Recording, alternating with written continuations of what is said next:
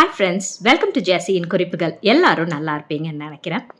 இன்னைக்கு நம்ம என்ன வீடியோ பார்க்க போறோம்னா, நெறைய பேருக்கு ஒரு மனசுக்குள்ள ஒரு உறுத்தலாவே இருக்கும். என்னடா நம்ம கிட்ட தங்கமே இல்லையே! எங்கேயாவது ஒரு ஃபங்ஷனுக்கு போனோம்னா கூட நம்ம கிட்ட போடுறதுக்கு கூட எந்த ஒரு நகையும் இல்ல அப்படிங்கிற மாரி வருத்தம் இருக்கும். இல்லன்னா பெண் பிள்ளைகள் வச்சிருக்கோம் அப்படின்னா, பெண் பிள்ளைகளுக்கு நம்ம எப்புட்றா தங்கம் சேர்க்க போறோன்ற மாரி யோசிப்போம். ரொம்ப நடுத்தர குடும்பத்தில இருக்கிறவங்களுக்கு தான் இதெல்லாமே ஒரு நெனப்பு இருக்கும். எப்படியாவது நம்ம கஷ்டப்பட்டு சேர்த்துறலான்னு. அந்த மாதிரி நீங்க இருக்கிறீங்க அப்படின்னா, கண்டிப்பா டிப்ஸ் எல்லாம் ஃபாலோ பண்ணுங்க. ஒரு கோல செட் பண்ணிக்கோங்க ஃபர்ஸ்ட்டு. இவ்வளவு நான் சேர்த்து வைக்க போறேன். எனக்கு இவ்வளவு பவுன் வேணும். என் பெண் பிள்ளைகளுக்கு இவ்வளவு பவுன் வேணும். அப்படின்ற மாரி நீங்க கோல் செட் பண்ணிக்கிட்டு, அதுக்கு ஏத்த மாதிரி நீங்க உங்களுடைய சேமிப்ப நீங்க ஆரம்பிக்கலாம். கண்டிப்பா தங்கம் அப்படிங்கிறது ரொம்ப ரொம்ப முக்கியம். அதனால தங்கத்து மேல இன்வெஸ்ட் பண்ணீங்கன்னா, என்னைக்குமே அது வீண் போகாது. ஸோ தங்கத்துக்கு எப்பயுமே முக்கியத்துவம் குடுங்க. இந்த சேனல்ல போடுற வீடியோஸ் உங்களுக்கு பிடிச்சிருக்கு அப்படின்னா, மறக்காம இந்த சேனலுக்கு சப்ஸ்கிரைப் பண்ணுங்க. இந்த வீடியோ உங்களுக்கு பிடிச்சிருக்கு அப்படின்னா, ஒரு லைக்கும், கமெண்ட்டும் பண்ணுங்க. எப்பயும் போல ஒரு கோட்டோட இந்த வீடியோவ ஆரம்பிக்கலாம். Gold is the money of kings. Silver is the money of gentlemen. Barter is the money of peasants. But debt is the money of slaves. அந்த காலத்துலலாம் பார்த்தீங்கன்னா, இந்த கிங்ஸ் எல்லாம் இருப்பாங்கல்ல, ராஜாக்கள்லாம் தங்கத்தில தான் நெறைய விஷயங்கள் அவங்க போடுறதும் சரி, அவங்க இப்ப ஏதாவது ஒரு நன்கொடையா குடுக்குறாங்க அப்படின்னாலும் தங்கத்தில குடுப்பாங்க. அந்த காலத்து கோயில்கள்லாம் பார்த்தீங்கன்னா, சாமி சிலைகள் கூட தங்கத்தில தான் செய்வாங்க. ஸோ தங்கம் அப்படின்னாலே ஒரு ஹை ஸ்டேட்டஸ்ல இருக்கிறவங்களுக்கு தான் வச்சிருப்பாங்கன்ற மாரி ஒரு அந்த காலத்துல இருந்தது. ஸோ தங்கம் அப்படிங்கிறது எவ்வளவு முக்கியம் அப்படிங்கிறது தெரிஞ்சுக்கிறலாம். ஸோ சில்வர் அப்படிங்கிறது இப்ப மந்திரிகள்லாம் வச்சிருப்பாங்கல்ல, அவங்கலாம் பார்த்தீங்கன்னா, வெள்ளி காசுகள் தான் நெறையா யூஸ் பண்ணுவாங்க. அடுத்தது பார்ட்டர் சிஸ்டம்னு சொல்லுவாங்க. ஸோ பெசன்ட்ஸ் அப்படிங்கிறவங்க யாருன்னா, நம்மளுடைய அந்த விவசாயம் பண்றவங்கள தான் ஃபார்மர்ஸ தான் பெசன்ட்ஸ்ன்னு சொல்லுவோம். அந்த காலத்துலலாம் பார்த்தீங்கன்னா, அவங்க என்ன பண்ணுவாங்கன்னா, அவங்க என்ன விளைய வைக்கிறாங்களோ, அத எடுத்துட்டு போயி அந்த மார்க்கெட்ல வேற என்ன பொருள் அவங்களுக்கு வேணுமோ, அதுக்கு எக்ஸ்சேஞ்ச் பண்ணிப்பாங்க. அத தான் பார்ட்டர் சிஸ்டம்னு சொல்லுவாங்க. ஸோ ஃபார்மர்ஸ் விவசாயிக என்ன பண்ணுவாங்கன்னா, அவங்களுடைய பொருட்கள அவங்க மாத்திப்பாங்க. அது அவங்களுடைய காசுன்னு வச்சுக்கிறலாம். ஆனா, நம்ம ஸ்லேவ்ஸ்ன்னு சொல்லுவோம்ல, அடிமைகள். அவங்களுடைய காசு என்னன்னு பார்த்தீங்கன்னா, கடன். அந்த காலத்துல யாராவது கடன் வாங்கிட்டாங்க. அது யார்கிட்ட வேணா இருக்கலாம். அவங்க கடன் வாங்கிட்டாங்கன்னா, அவங்க வீட்டுக்கு அவங்க அடிமைகளா கூட்டிட்டு போயிடுவாங்க. கொத்தடிமைகள்னு கேள்விப்பட்டிருப்பீங்கல்ல. ஸோ கடன் வாங்கிட்டாங்க. அந்த கடன திரும்பி அவங்கனால கட்ட முடியலன்னா, அந்த மாரி கொத்தடிமைகளா வச்சுப்பாங்க. அந்த கடன் முடிக்கிற வரைக்கும் அவங்க அந்த வேலைய செய்யணும்.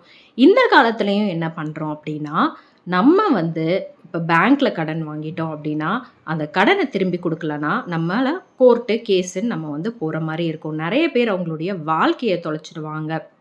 நெறைய பேர் கடன்காரங்க கிட்ட வாங்கியிருந்தாங்கன்னா, அவங்க வீட்டுக்கிட்ட நின்னு கத்துவாங்க. அந்த மாரி கடன் அப்படிங்கிறது எவ்வளவு ஒரு மோசமான விஷயம். ஸோ காசு அப்படிங்கிறது நீங்க இப்ப அந்த காலத்துல பார்த்தீங்கன்னா, ஒரு 5 பைசா, 2 பைசா, 10 பைசா இப்பல்லாம் அத பார்க்கவே முடியாது. ஸோ காலத்துக்கு ஏத்த மாரி அந்த காசுடைய மதிப்பும் மாறிக்கிட்டே இருக்கும். நம்ம யூஸ் பண்ண விஷயங்கள் இந்த காலத்துல யூஸ் பண்ண மாட்டோம். கொஞ்சம் வருஷத்துக்கு முன்னால டிமானிட்டைசேஷன்னால பார்த்தீங்கன்னா, எல்லா நோட்டுகளுமே நெறையா போயிடுச்சு இல்லையா? இப்ப பார்த்தீங்கன்னா, ரூ. 2000 நோட்டு திரும்பவும் செல்லாதுன்ற மாரி ஆயிப்போயிடுச்சு. ஆனா, தங்கம் நீங்க எந்த காலத்துல வச்சிருந்தாலும், உங்களுக்கு அது யூஸா தான் இருக்கும். அது என்னைக்குமே வீண் போகாது. ஸோ தங்கத்து மேல எப்பயுமே நீங்க இன்வெஸ்ட் பண்ண கத்துக்கோங்க. ஸோ தங்கத்த எப்பயுமே சேமிக்கிறதுக்கு நீங்க பழகுங்க. ஸோ எப்படியெல்லாம் சேமிக்கலாம் அப்படிங்கிறத பார்க்கலாம். ஸோ ஃபர்ஸ்ட்டு டிப் என்னன்னு பார்த்தீங்கன்னா, தினமும் முடிஞ்ச அளவுக்கு எவ்வளவு முடியுமோ உங்கனால சேமிங்க. ஒரு உண்டியல் வச்சுக்கோங்க. அதில நீங்க சேமிச்சு வைக்கலாம். மினிமம் பார்த்தீங்கன்னா, ஒரு ரூ. 20 நீங்க சேமிப்புல போட்டுக்கிட்டே வரணும். இது டெய்லி கண்டிப்பா ரூ. 20 போடணும். அதுக்கு மேல உங்கனால போட முடிஞ்சது அப்படின்னாலும் போட்டுக்கிட்டே வாங்க. இந்த காச வெறும் நீங்க தங்கம் வாங்குறதுக்காக மட்டும் தான் நீங்க இத யூஸ் பண்ணணும். வேற எதுக்காகவும் நீங்க யூஸ் பண்ணக்கூடாது. 2வது விஷயம் என்னன்னு பார்த்தீங்கன்னா, ஆர்டி மெத்தட்ல. நீங்க இத பேங்க்ல போட்டீங்கன்னா, 1 வருஷத்துல நீங்க இத யூஸ் பண்ணிக்கிறலாம். அப்படி இல்லன்னா, எனக்கு நெறைய வருஷத்துக்கு வேணும்னா, நீங்க போஸ்ட் ஆஃபீஸ்ல 5 இயர்ஸ் 5 வருஷத்துக்கான ஆர்டியே போட்டுக்கலாம். மினிமம் ஒரு ரூ. 500 கூட நீங்க ஆரம்பிச்சுக்கிறலாம் ஆர்டியை. ஸோ உங்களுடைய வருமானத்துக்கு ஏற்ற மாதிரி நீங்கள் வந்து 500 1000 ஆனால் கண்டிப்பாக ஆர்டி அப்படிங்கிறத நீங்கள் வந்து போட்டுக்கிறணும். இதையும் நீங்கள் வந்து தங்கம் வாங்கும்போது மட்டும்தான் நீங்கள் பயன்படுத்திக்கணும். 3வது விஷயம் என்னன்னு பார்த்தீங்கன்னா, கோல்டு சீட்டு. இப்போலாம் தங்க நகை சீட்டு வந்து நிறைய வந்து கடைகளில் இருக்குது. எது நம்பிக்கையான கடை, எத்தனை வருஷமாக இருக்குது, அதெல்லாம் பார்த்துட்டு அதில் நம்மளுக்கு என்னெல்லாம் பெனிஃபிட்ஸ் கிடைக்குதோ அதை பார்த்துட்டு வந்து சீட்டு போடுங்க. மினிமம் பார்த்தீங்கன்னா ரூ. 1000. நான் ஏற்கனவே வீடியோஸ் போட்டிருப்பேன். நான் வந்து ஜிஆர்டியில் எப்படி போன வருஷம் ரூ. 1000 தான் சீட்டு போட்டிருந்தேன். ப்ளஸ் அதோட சேர்த்து நான் கொஞ்சம் கொஞ்சமாக காசை சேர்த்து வச்சு ஒரு 4 கிராமில் ஒரு தங்க காயின் வாங்கினேன். அதனால் ரூ. 1000 சேமித்து வச்சாலாம் நம்மளால் நகை வாங்க முடியுமா அப்படின்லாம் யோசிக்கக்கூடாது. கொஞ்சம் காசு சேர்த்து வச்சா கூட கண்டிப்பாக நம்மளுக்கு வந்து அது யூஸாக தான் ஆகும். 4வது விஷயம் ஏலச்சீட்டு இல்லைனா குலுக்கல் சீட்டு.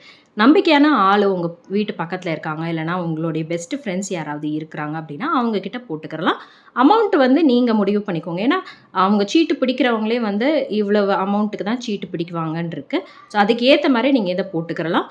முன்னாடியே நீங்கள் சீட்டு எடுத்து அதுலேயும் நீங்கள் வந்து நகைகள் வாங்கிக்கலாம். இல்லைனா சீட்டு முடிகிற வரைக்கும் காத்துட்டு இருந்துட்டு அதுக்கப்புறமாவும் நீங்கள் நகைகள் வாங்கலாம். ஆனால் ஏலச்சீட்டு குலுக்கல் சீட்டில் பார்த்தீங்கன்னா உங்களுக்கு லாபம் நிறையா கிடைக்கும். ஆனால் நம்பிக்கையான ஆள்கிட்டையும் நீங்கள் போடணும், இல்லைனா வந்து உங்களுக்கு தான் நஷ்டம் ஆகும். ஸோ 5வது விஷயம் என்னன்னு பார்த்தீங்கன்னா, மினிமம் ரூ. 1000 உங்களுடைய காய்கறி செலவு, அப்புறமா உங்களுடைய மளிகை ஜாமான் இதிலேருந்து நீங்கள் கண்டிப்பாக வந்து சேமித்து வைங்க. இதெல்லாம் மாதம் மாதம் பார்த்தீங்களா, இந்த விஷயத்திலே பாருங்கள், இது ஒரு ரூ. 1000 சேர்த்துட்டோமா மாதம், அப்போ ரூ. 12,000 நம்ம வந்து வருஷத்துக்கு சேர்த்துட்டோம். இதில் ஒரு ரூ. 1000, இது ஒரு ரூ. 12,000 ஆயிடுச்சு. அப்புறம் இதில் ஒரு ரூ. 500, ஸோ ரூ. 6,000. ஸோ அந்த மாதிரி வந்து இதுவே வந்து எவ்வளவு வந்துருச்சு பாருங்கள். அரை சவரனுக்கு வாங்குற அளவுக்கு நம்ம வந்துருச்சு. அப்புறம் ஏலச்சீட்டு குலுக்கல் சீட்டில் நம்ம எப்படியும் ஒரு ₹1,00,000 கிட்ட போடுவோம். அப்புறம் தின சேமிப்பு. ஸோ அந்த மாதிரி கொஞ்சம் கொஞ்சமாக நம்ம வந்து சேமிக்க ஆரம்பிக்கலாம். 6வது விஷயம் என்னன்னு பார்த்தீங்கன்னா, இப்போ நிறைய கம்பெனிஸில் வந்து தீபாவளி போனஸ், பொங்கல் போனஸ் அந்த மாதிரிலாம் கொடுப்பாங்க. அந்த நேரத்தில் என்ன பண்ணணும்னா, அந்த காசு வர்ற காசில் நீங்கள் போய் ஒரு கோல்டு காயினோ அந்த மாதிரி வந்து வாங்கிட்டு வந்து வச்சுக்கோங்க. அதே மாதிரி ஓடி செஞ்சீங்க அப்படின்னா அந்த காசை சேமித்து வச்சு வாங்கிக்கோங்க. இப்போ சம்பள உயர்வு உங்களுக்கு கிடைக்குதுன்னா, அதையும் எடுத்து உங்களுடைய வருமானத்தில் போட்டு பட்ஜெட் போட்டுறக்கூடாது. அது எவ்வளவு உங்களுடைய சம்பளம் ஏற்கனவே இருந்ததோ, அதுக்குள்ள பட்ஜெட் போட்டு செலவு பண்ணிட்டு, அந்த எக்ஸ்ட்ராவா உங்களுக்கு அந்த வருமானம் அதிகமாக இருக்குல்ல, அந்த காசை அப்படியே நீங்கள் சேர்த்து வச்சு இந்த நகைக்கு நீங்கள் வந்து வாங்குறதுக்கு அதை யூஸ் பண்ணணும். 7வது விஷயம் என்னன்னு பார்த்தீங்கன்னா, ஏதாவது எக்ஸ்ட்ராவா உங்களுக்கு வந்து வருமானம் வருது அப்படின்னு வச்சுக்கோங்க. நீங்கள் ஏதாவது ஒரு எக்ஸ்ட்ரா வேலை பார்க்குறீங்க, ஒரு டியூஷன் எடுக்கிறீங்க, இல்லைனா வேறு எங்கேயாவது ஒரு வேலைக்கு போகிறீங்க அப்படின்னா, அதை வந்து நீங்கள் தங்கம் வாங்குறதுக்கு நீங்கள் வந்து சேமித்து வச்சு வாங்கிக்கலாம். அதே மாதிரி நீங்கள் வந்து இப்போ உங்கள் ஹஸ்பண்டும் நீங்கள் 2 பேருமே வேலை செய்கிறீங்கன்னா, ஒருத்தருடைய வருமானத்தில் உங்களுடைய வீட்டு செலவுகள் எல்லாம் முடிச்சுக்கோங்க. இன்னொருத்தருடைய வருமானத்தை அப்படியே நீங்கள் வந்து சேமித்து தங்கம் வாங்குறதுக்கும் யூஸ் பண்ணிக்கலாம். ஒரு பகுதியை உங்களுடைய ஃப்யூச்சர் கோல்ஸ்க்காகவும் நீங்கள் வந்து வச்சுக்கிறலாம். 8வது விஷயம், இப்போ நிறைய பேருக்கு வந்து கிஃப்டாக வந்து கொடுப்பாங்க.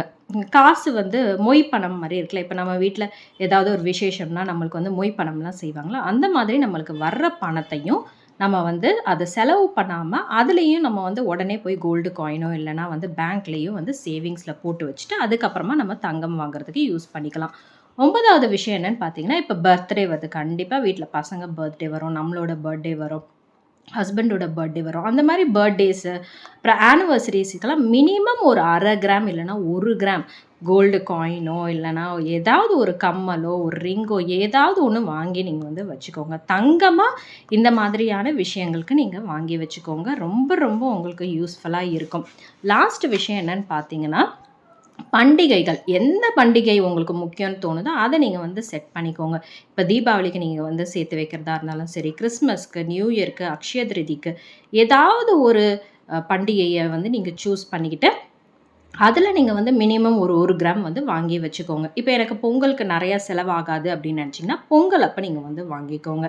எனக்கு வந்து விநாயகர் சதுர்த்திக்கு எனக்கு அவ்வளவு செலவாகாது அப்படின்னு நினச்சிங்கன்னா, விநாயகர் சதுர்த்திக்கு 1 கிராமில் நீங்கள் வந்து கோல்டு காயின் வாங்கி வச்சுக்கோங்க. ஸோ அந்த மாதிரி ஒரு ஒரு பண்டிகைக்கும் கண்டிப்பாக நீங்கள் வந்து ஒரு 1 கிராம் இல்லைனா 1/2 கிராம் உங்களால் முடிஞ்சது அதை நீங்கள் வாங்கி வச்சுக்கிட்டிங்கனாலே கண்டிப்பாக உங்களால் ஒரு வருஷத்தில் 1 பவுனுக்கு மேலே உங்களால் வந்து இந்த மெத்தட்ஸ் எல்லாம் யூஸ் பண்ணி சேர்த்து வைக்க முடியும்.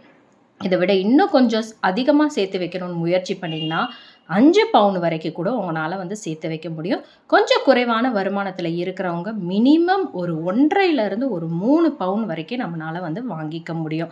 ஸோ எல்லாருக்குமே வந்து இந்த டிப்ஸ் பிடிச்சிருக்கும் அப்படின்னு நினைக்கிறேன். ட்ரை பண்ணி பாருங்க. கண்டிப்பா இந்த வருஷம் இப்பதான் ஆரம்பிச்சிருக்கு. முடிவெடுத்துக்கோங்க. இந்த வருஷத்துக்குள்ள நான் வந்து 1 பவுனாவது நான் சேர்த்து வைப்பேன்னு. அந்த மாரி முடிவு பண்ணிக்கோங்க. ஒரு கோல செட் பண்ணா தான் அதுக்கு ஏத்த மாரி நம்ம வந்து முயற்சி பண்ணி அதுக்கு வந்து நம்ம படிக்கட்டுல கொஞ்சம் கொஞ்சமா ஏறி போக முடியும்.